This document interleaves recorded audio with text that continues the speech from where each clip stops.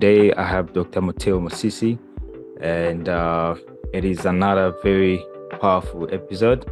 Her book is also available on Amazon, and also you can request for a shipping for a hard copy.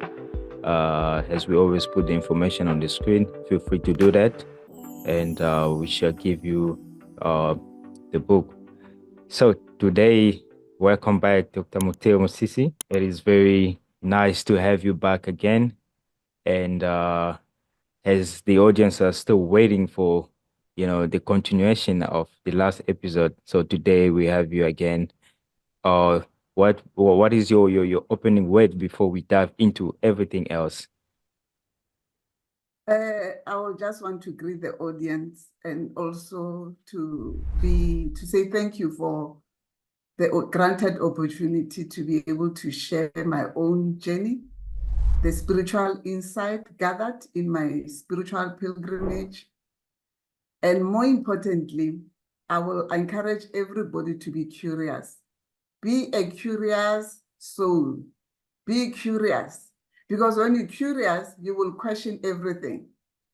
When you don't question, you will be fed by the narratives of others.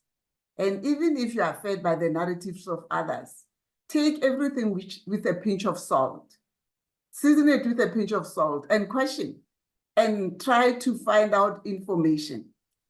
We need to remember that we here, as spiritual beings, having chosen to have an experience, an experiment with life in the current bodies that we occupy.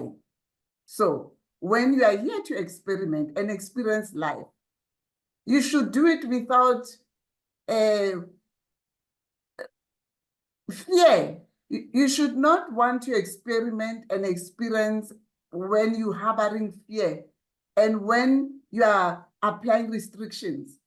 If you want to experiment and experience, free flow, be a free spirit, and ride with the wave of life, which is the octave wave.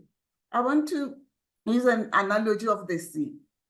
You look at the sea, I love water, so I'm always by the sea.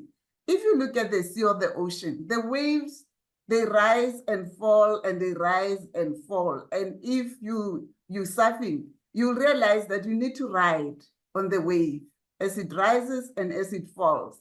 But should you apply resistance and try to control, you're going to suffer harm to yourself. So in this journey, this beautiful journey that we've chosen as a physical being, a spirit, having chosen to experience life in a physical body, let's ride with the wave and free flow and not apply brakes or resistance or fear. Let's ride freely, harmoniously, and with a heart of gratitude. Awesome. Yes, that is amazing. So without taking much time, that was the opening word for you so that you can get your mind set for what is to come shortly. And so to remind you guys again, please don't forget to subscribe because we're doing a continuation of this episode. There's a lot to discuss, there's a lot to expand, and this knowledge is priceless. You don't get it in school, you don't get it in any institution, but here you have it freely because we are in the age of information. So with that being said, we're gonna dive into what is today. So Dr. Mateo, the floor is yours. I want to share the journey of humanity. And when I say I want to share the journey of humanity, join me and embark with me on this journey. As I see myself in others, let's relive our moments. Let's return to that place of remembering who we are. But to remember who you are, it means you must know where you originate. And when you know where you originate, you will know where you're heading. And when you know where you're heading, you will know how to navigate the terrain. And when you know how to navigate the terrain, you will reclaim your power that lies within. And you'll embrace your divine heritage. So without wasting much time, I will share on the origins of modern humans. The theory, I will just go a little bit on the theory, which is the theory, two theories that are being spoken about by science. That field is not my field, but because I read a lot, because I have a curious mind, I'm forever questioning. I don't take everything that is being fed to me, I question, because I always believe there's another, if you lift the veil, there's more into what I'm being fed. So I refuse to just assimilate information. I question, I research, I travel to the sacred site, and I find out more. And I go into that place of stillness during my meditation, and I connect in spirit, and I ask more questions. So let's embark on this journey together. And I will just share briefly on the origins of humanity. And let's carry on, and I will share screen. As Dr. Mateo is sharing a screen, so this is very important to know yourself before anything else, because it is about you first. And when you know yourself, then you are able to know others. We are reflection. So what you see on the outside comes from the inside. So this is very important. And if you pay attention, you will discover that most of the things that you know about yourself, it's totally different than what you learn now. And it's not to freak you out, but it's just to let you understand and get within yourself and learn, how to embrace yourself.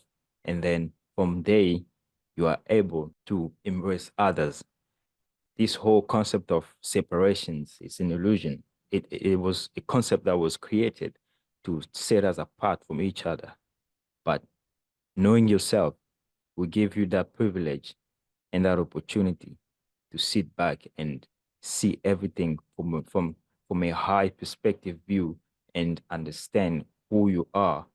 Then you understand other very easily and also value humanity. Okay, knowing thyself, it's very important. I will also emphasize on that, because when you know thyself, you will reclaim your power, for the power lies within you, not outside of self. So when you know yourself, you become sovereign unto self.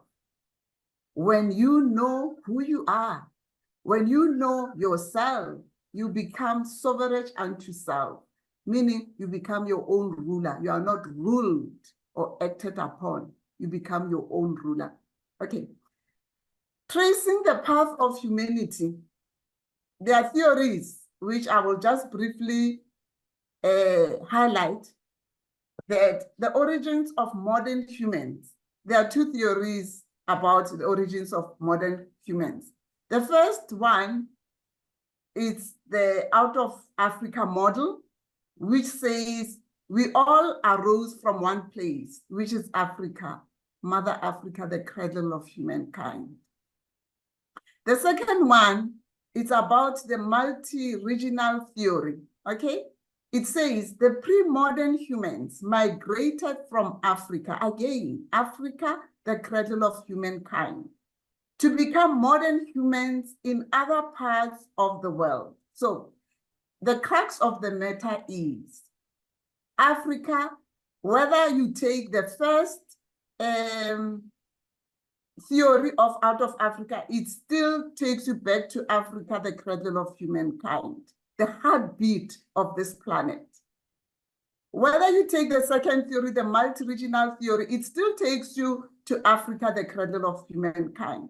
I just want to share briefly about, it's another episode, but I just want to highlight this. I don't know if people know, but we have those, if you read a Bible, you'll find them, they are called the Nephilim, the giants who visited Earth, okay? If you read the other books, they are named differently, but I will go back to the Anunnaki.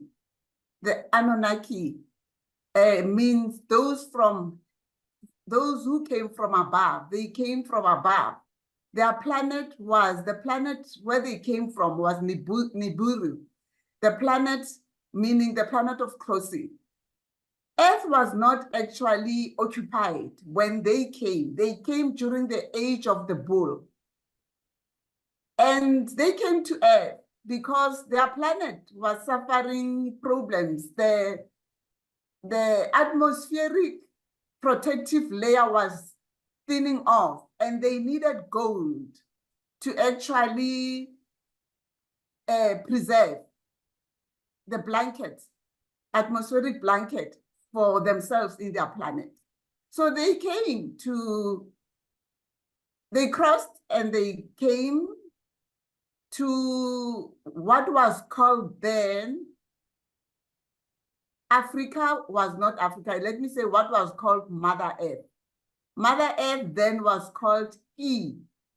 That's another name of when they came. And their writings, if you familiarize yourself with the book of the lost book of Enki, who's also written by Zechariah Sitchin, and he's actually considered to be, I don't know why they call him an extraterrestrial god. You know, people think when they label something, it actually makes it what it is. I say he came, he was a being, the shining ones. Those were the shining ones who visited Earth. And because humans thought they don't look like them, then they label the extraterrestrial gods. Okay, fine. They came to Ki, which we now know as Earth. At that time, when they came, Earth, it was before the deluge and before the continental shift. And because it was before the continental shift, Mother Earth, there were the land masses. We had the upper land mass and the lower land mass, not that they were divided, but at that period, when they landed here on Earth, it's almost 450,000 years ago during the age of the bull. Currently, we are in the age of Aquarian. We have just completed the age of Piscean, okay? So it's way back.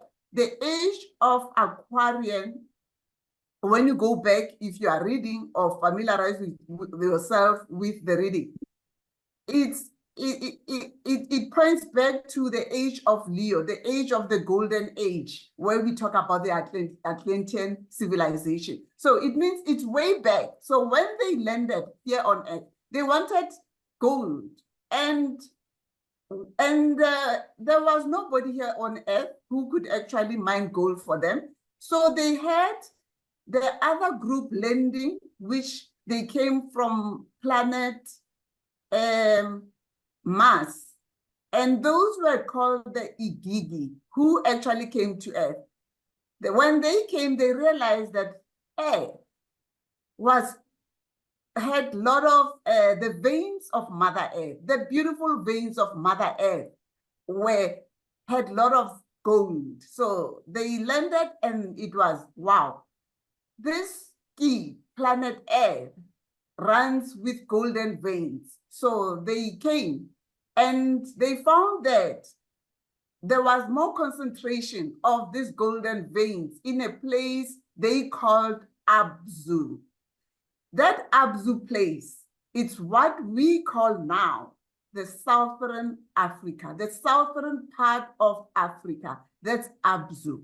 According to the writings of writings derived from the Sumerian tablets, which Zechariah Sitchin actually was able to write, the Chronicles of Enki. Enki means Lord of Earth.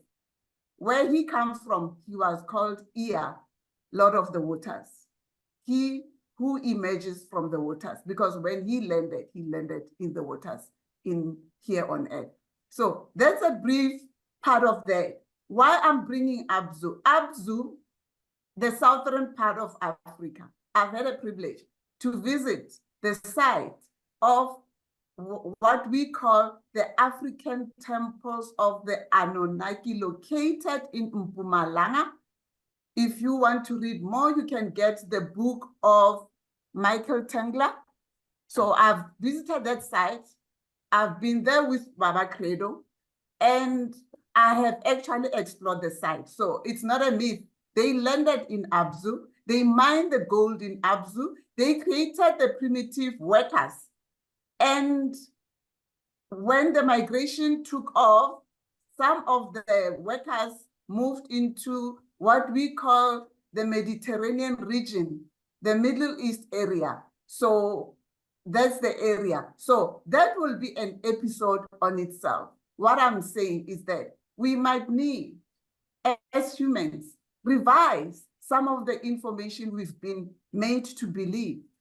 The gods, those who are called the gods, the Anunnaki from Nibiru, the Igigi from planet Mars, came to Earth to mine gold and created the primitive workers. Where? In Abzu. And where's Abzu? Southern part of Africa. I've had a privilege to be on the site, and I've visited several places in Africa where there's a proof that humanity, initially from the primitive workers, was created and originated in Africa. Science, furthermore, has actually identified the house of life, even when you read the book of Enki, that the house of life was actually in the southern part of Africa. Science traces it to a place in Botswana. I've been to other places in Botswana. So in a nutshell, I'm saying be open-minded. Maybe it calls for emptying thyself of the information that you have been fed and believe it's truth, and start actually doing your own investigation. So that will run an episode on the Star Wars, how Earth came into being. It will be another episode, where the Bible states about the Nephilim, the giants, and all that. It's another episode. But in this one, I want to focus more on Africa. So the other image, when I look into this one, the origins of modern humans, I said there were two theories. The one out of Africa model, which you can see from the screen. And the other one is about the multi-regional theory, which focuses on the genes, okay? So you can actually see from the screen that everything, the heartbeat of this continent, the heartbeat of, not continent, the heartbeat of Mother Earth, where Mother Earth ushered humanity, it's in Africa.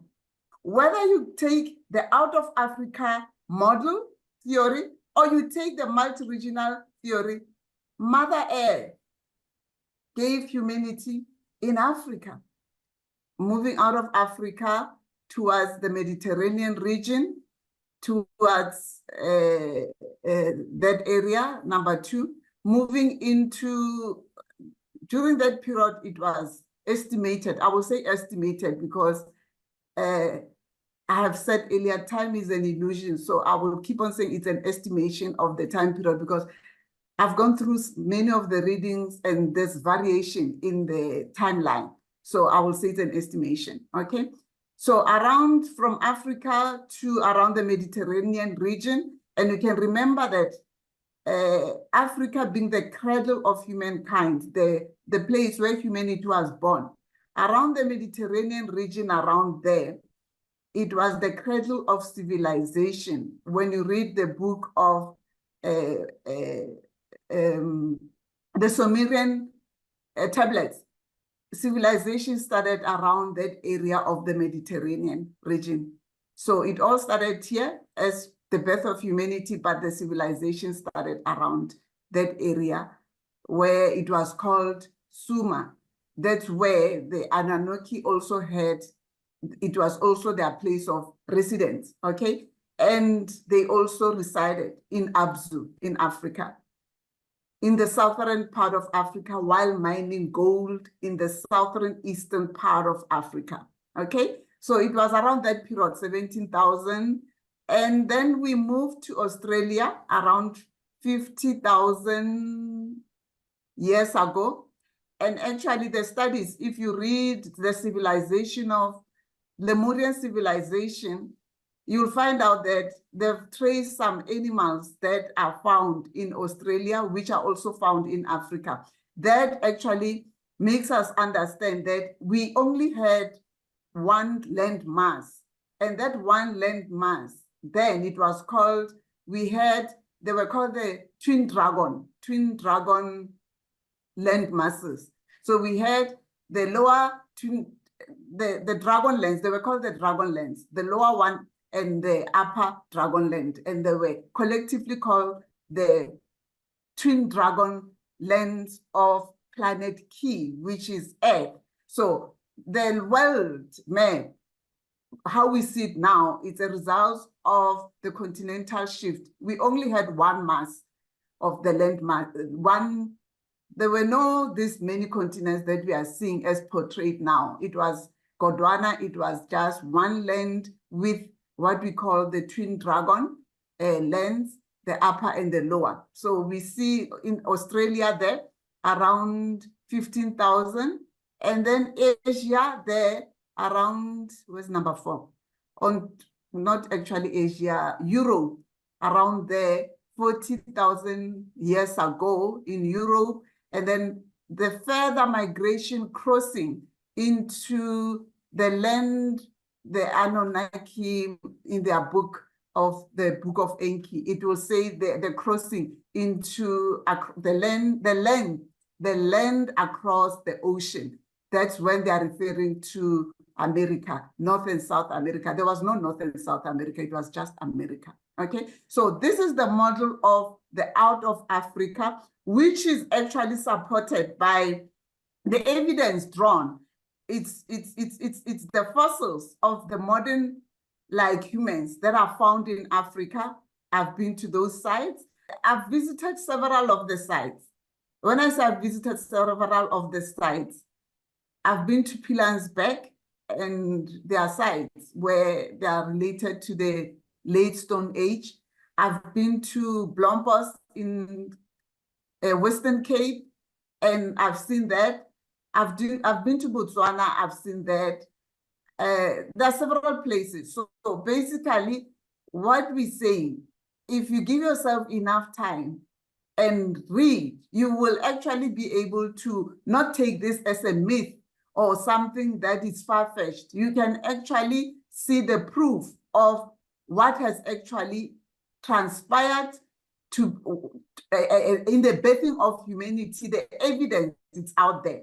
So the fossils of modern human beings that are found in Africa bear testimony to that. We can refer to Marupe in Gauteng. We can refer to Taung in Northwest. We can refer to several sites, okay, that I've been. That's when I was in Tsodilo Hills. Tsodilo Hills, there's Tsodilo Hills, beautiful. I had never seen this, where in a cave, a mountain, the mountain itself, during those time, molten, when the stones were still soft, it actually created this image. And I don't think by then we knew that Africa will be shaped the way it is, but there's this image in one of the, that has the soft lava of the mountain solidified and creating this image of Africa. So I was touched when I saw this, because remember when I said the continental shift created the different continents, Africa, South, North America, Europe, and Asia. During that time, when things were still, the stones were soft, we didn't have that. But because nature is nature, it actually created this part of Africa. Okay, that image, let me just go briefly to that one. I said Abzu, as it's Abzu as it's actually named, by the Anunnaki, Enki, the Lord of Earth, who actually came, and the rest followed. Enlil and the rest of the Igigi and the rest of those from Nibiru and Mars came into Earth. The African temples of the Anunnaki, they are actually located in Mpumalanga, where they were mining gold. In the book of Enki, you will read, it says, gold was mined in Abzu. In the South Abzu, it's located in the southern eastern part of Africa. And in Mpumalanga, it's in the eastern part, and we now call it Mpumalanga, meaning the place where the sun rises. So I've been to those sites, and you can access the book. I encourage you get a copy of the book of Michael Tingler and read more and actually explore those sites. I've been to the sites, and I've been there with Baba Credo. So some of the work has been done, spiritual work has been done to those sites. So when we look at the out of Africa model, the out of Africa model is based on the fossils of modern humans that have been found in Africa, the stone tools that have, and the artifacts that have been supports the African origin, and the DNA studies. The DNA studies, it's another model. I said there are two models. Out of Africa, I've just spoken about out of Africa. The out of Africa model, we've spoken about that. We all come from Africa and we migrated to different corners of the world. And the multi-regional theory, which is based on the notion that the Homo erectus, the ape man, left Africa around 2 million years ago to become the modern humans in different parts of the world, okay? And as they penetrated the old world, I will say the old world because the old world didn't look like this. The old world, we had the dragon, Earth was a dragon land, dragon planet. It's a dragon planet. And it had the twin dragon, the upper and the lower. So they moved to different regions and evolved further into modern humans. And this theory is supported by the gene. Science has studied the gene, tracing the gene. So when you look at, it says the earliest humans arose in Africa around 160,000 years ago, which is around here. It still takes you around this part, okay? And about 80,000 years ago, Africa was populated with L1 and L2, L3, no, L2 and L3. So you can see L3, L2 around here. It's again Africa, okay? And we still have, when they do the genetic studies, they trace that from the minority group of the ancestors of the Khoi. I wouldn't want to call them the Bushmen. I find it as it's a derogatory term to actually label people as Bushmen. I will prefer to address them, my fellow great ancestors, because I also emerged from that lineage as the Khoi son. And then the Baika, okay? So then they moved out, and when they moved out, you will see the M and N. It's still, again, where it takes you to the Horn of Africa and around the Mediterranean region during that period of 30 to 40,000 years ago. So the genetic model, it's not different from the out of Africa model. They trace that doing a genetic study. That one is based on the fossils and the tools and all that. And then the further migration took place where now they were moving that 60,000 years ago and then penetrate Europe around and Asia between 40 to 60 there, and then moving further out of Europe, and then some from them moving into Australia between 40 to 50,000 years ago.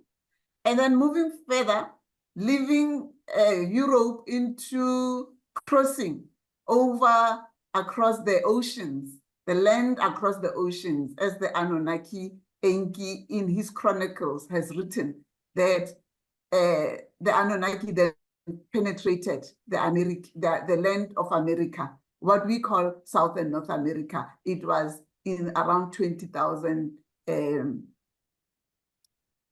humanity penetrated that 20,000 years ago. So the model, you can see as it stands, that at the end of the day, everything points to Africa as Africa being the cradle of humankind.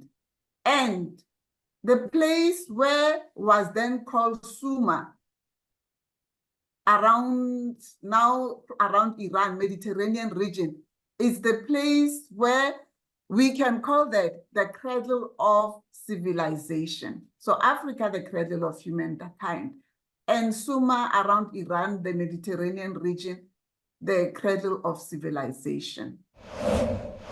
So I think this is very powerful because this part of history, we don't learn it in school. So it's very uncommon for most people to hear all these things. And I just want to encourage you guys, this is not far-fetched. This is like real history, your story. This is where you came from. This is where you started. So it might sound far-fetched. It might sound a little bit, um, it might not sit well with you, but as we always encourage you, do your own research, because being part of the whole, the whole society norm will actually take you away from being who you are. Because knowing who you are, knowing this kind of story, history, will actually lead you back to your own spiritual path, to your own self, to be authentic. Because then you realize that everything is just one. We're all the same. We all came from the same place. So there is no need of, you know, uh, seeing your fellow human less than, you or anybody else. And also there has been a lot of misunderstanding and confusion regarding the Book of Inki and this map. Actually, people always say, oh, it was, somebody did it, somebody made it. There was a lot of mistakes. Especially, I remember with Zachariah with the Book of Inki, a lot of problems. I mean, a lot of people came up with allegations saying that he made a lot of mistakes. He didn't write it as it's supposed to be, and he made up his own stuff. Okay, if that's true, let's leave it there. But what is giving you in the book are actually things that you can research on your own and confirm. And the artifacts, the sites, the places, the landmark, all those places are real, are on earth. You can go to and search and actually see yourself tangible result, you know. So you don't have to always um rely on his interpretation of where the Anunnaki came from and stuff like that. You have an opportunity to go search, but people just sit back and say, okay, Zachariah, he didn't write it properly, and then they just leave it there. No, but you have the opportunity to go research and go find out yourself, just to throw out something out there. You know, in most of the religion, we don't have evidence of anything. We don't even have one monument of one character in the Bible, but yet we can see, people still coming at these kind of things where we can show the evidence. They still say it's a made up story and stuff like that. But you can see the pyramid in Egypt. You can see the common pyramids everywhere Yes. on the planet. In Mexico, if you go to Mexico, you're going to see the pyramids. If you go to Uh-huh. Asia, you're going to see pyramid in Europe, in America. Everywhere you see, there are pyramids similar to one that is in Egypt. So that shows you that that's the evidence. Even though all these texts have mistakes and things like that, but then there are actual places that you can go to and find out for yourself, you know. So it is very important to consider doing research and actually tap into these sides yourself so that you can have that real experience, first-hand experience, you know. You mentioned something interesting. The pyramids in Egypt, they were actually built by under the guidance of the Anunnaki. And when you read the book of, you follow the Egyptians' writing, they'll speak about Thoth. And the Sphinx with a design of a lion symbolized when the Anunnaki erected the pyramid, they were saying, how will humanity who are still here coming? By the way, we were called humanity in the manner that they are the progenitors, they created humanity. They were calling them the Earthlings, the earth dwellers, the Earthlings. Remember that they come from another planet and they did genetic manipulation and created humanity under genetic manipulation because they needed those who could work and mine gold. So the Sphinx in Egypt was erected during the age of Leo. We are in the age of Aquarian, and one age runs for 2,100 and I think it's 60 or 50 years. So this current one will run for another 2,150 or 60, and it kicked in during 2012, when everybody thought the world is ending according to the Mayan prophecy. I don't know if people are aware of that, but basically it was not the year ending, the world ending. It was the understanding that we are entering an era of technology, an era where all will be revealed. Nothing is ever going to be kept as a secret. You choose to access the information because information is accessible to everyone. So if you don't access information, it's per choice. We have the choice as humans to access information. So be a curious soul. So those pyramids, we also have them in China, by the way, a bit hidden.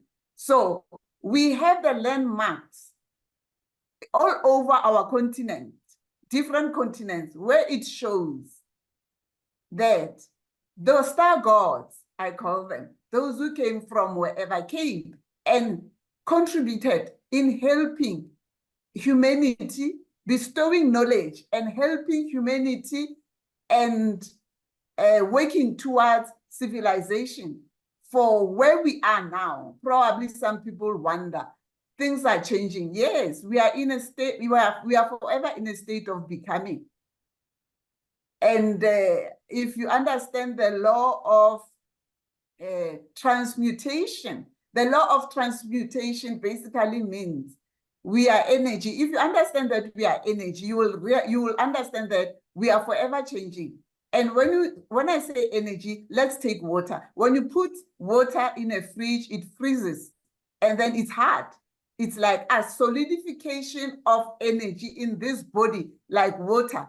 It's another state of being. And then when you put it outside, it flows. It's another in a liquid state. And when you boil it in a stove, it evaporates. It's another state of being. So when you know that you are energy, it means you not only exist in this body, you exist even beyond. You should not be stuck with feeling that you are bound in this solidified body. You exist, you are energy, so you are everywhere. You're non-local. Non-local means you're timeless and bound, and you are not governed by space and time. When you in a solidified so when you are solidified, you're tangible, you can touch. You can touch water in its liquid state.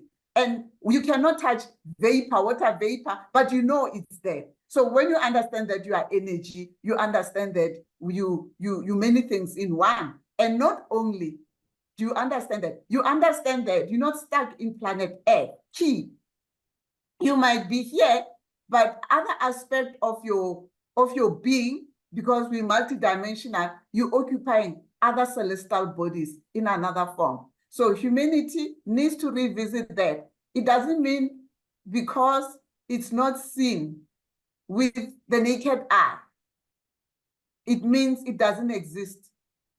Just because those who are with us in this journey, the so-called aliens, I don't know where that name comes from. Humanity have got arrogance of labeling things, and then it will say aliens. How will you feel if the Anunnaki or other star beings from their planets, when they look at Earth and then they say, wow, they are aliens? I mean, really, what an arrogance to even label them aliens. They are not aliens. They are part of Earth. We look different to them in the same manner we appear different they appear different to us. Oh, by the way, I speak as if everybody has access to that. If you open your third eye and you cultivate a higher vibration of love, you will draw them around you and you will see them beyond the naked eye, beyond your physical eye. You will see and you will feel their presence. And yes, there are groups. We have the benevolent ones who have interest towards humanity, and we've got the malevolent ones. There's always a team. Everywhere, there's always a team. Yeah, that is very true. And also, I remember one of my other brother uh is in the US. We also kind of in the same path of sharing knowledge to the masses. He actually had some contact with so-called the aliens, and nobody Yes, could understand him. Nobody wanted even to listen to him. They were saying he was crazy. They labeled him as usual, that he was going crazy. But then years after, then he came up with a book. He wrote a book, and he actually compiled a lot of evidences on like the aliens and stuff like that. But people still don't believe him. And then it came a point where now we are in the age of information, where everything start to make a little bit sense. People start to see things, and you know, and we be seeing different things. The earth is showing us that, there's actually something that is happening. We need to wake up. So I think this is the best time that we're living in, and a lot of things are going to reveal itself. So if you're not ready to see that, you won't see it, and you stay on the side of the unknown, and that would lead you to perish. So, as knowledge is power, and it's very true. mm, So if you know, not believe, not believe, knowledge, it comes from knowing. So when you know, yes, that's your power. That's the key. When you know, nobody or even other beings in the whole universe will take advantage of you. When you know, you understand? So knowledge is very important, and we have to get on the side of knowledge in order to be comfortable in the whole universe. Because some people, even when you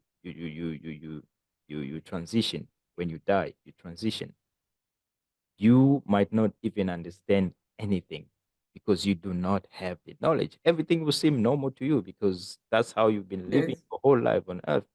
And that's one of the problem and one of the key in coming back to earth and learning your lessons, coming back and doing it all over again. So it is sometimes it can get dangerous, and you have to know, because if you don't know, anybody out there will still take advantage of you, as we do Exactly. right here on earth. People are taking advantage of each other because of knowledge. So it's the same situation when you go over to the other side. You're not going to heaven. Nobody's going to save you. So it is important to know and get on the side of knowledge, and just, you know, uh, be in the knowing. Very important. Just to add on what you've said about the terminology, which doesn't sit well with me, being of the aliens, because if we call them aliens, I think they also looking at us as aliens. So I think we should also be exercising a bit of respect. I call them my relations. Okay, I've had an encounter several times, and the countless encounters, they are still going on. Baba Credo has had encounters. So they are here with us. They have returned. Okay? They have returned and they are here with us and make peace with that concept. Yeah. So guys, if you don't know Baba Credo, he is one of the powerful men. I think you should know. I would call it a crime if you don't know who Baba Credo Muta is. It is a crime. As an African, you have to know who that powerful being is. I mean, you cannot not know him. Like, it is impossible. So if you don't know, no shame, no harm. Just do research. You can search him on Google. You'll find his sources, and you can uh check some of his free books, and he's got some other books that are on sale as well. So do yourself a favor and find out more who he is. You're gonna be amazed and you're gonna learn a lot. He's such an amazing soul. So basically, in my book, Odyssey of a Healer, I cover the star people. I've covered part where I've had encounters with them. I've had countless, and it doesn't mean I'm speaking past tense. Yes, I've had encounters. It doesn't mean they have stopped visiting me. I said they are my relations. So they are part of my journey here on earth. And some of the guidance and the wisdom and the knowledge is channeled directly. That's how I'm able to speak and say it, because it's not there. It's firsthand experience that I'm speaking about. So when we move to the next one, when we'll be talking about that period of the Amariri, Lemura, or talking more about the concept of Ubuntu. And when I speak about the concept of Ubuntu, it's in a nutshell. Ubuntu comes from Ntu. Ntu is the name that was given to the Great Mother. Mantu, the one who created humanity, Ntu. Okay? And Ntu in Bantu, the people of the Great Mother, Bantu. Bantu doesn't only apply to Africans. Bantu, it means people.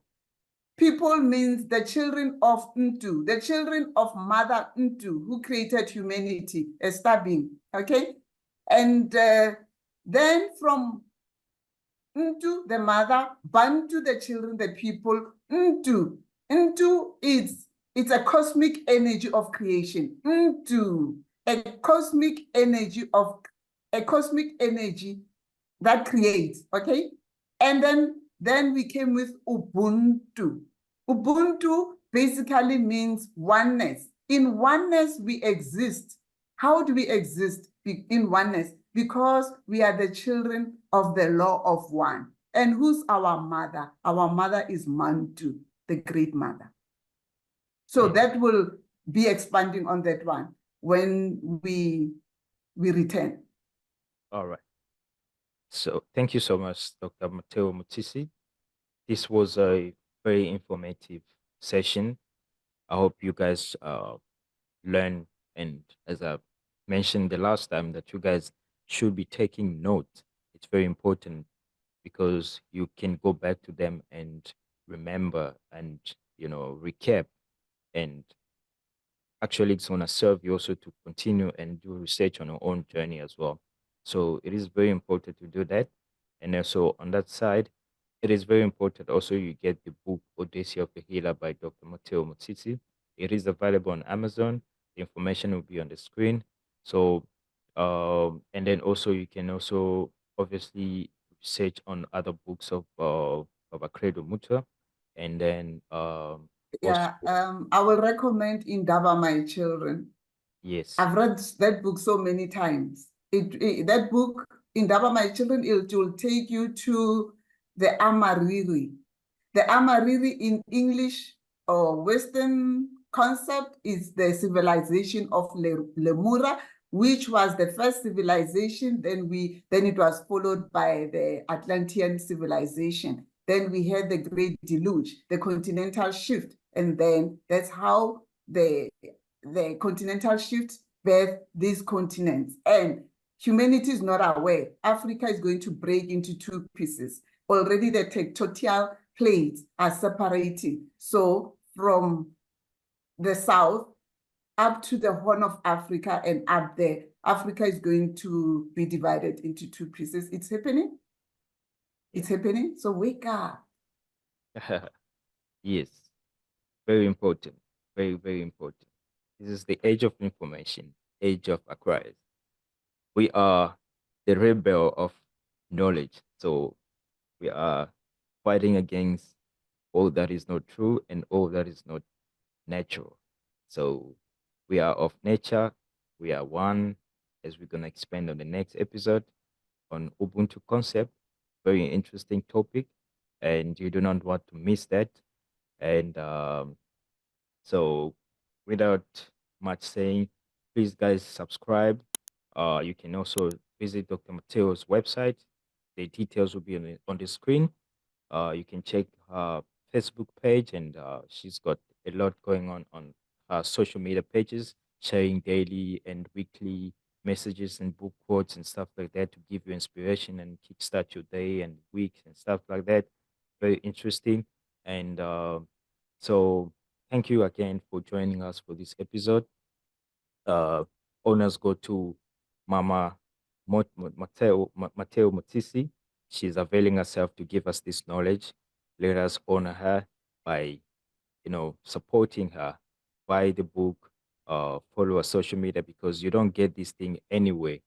This is like priceless. So that's on my side.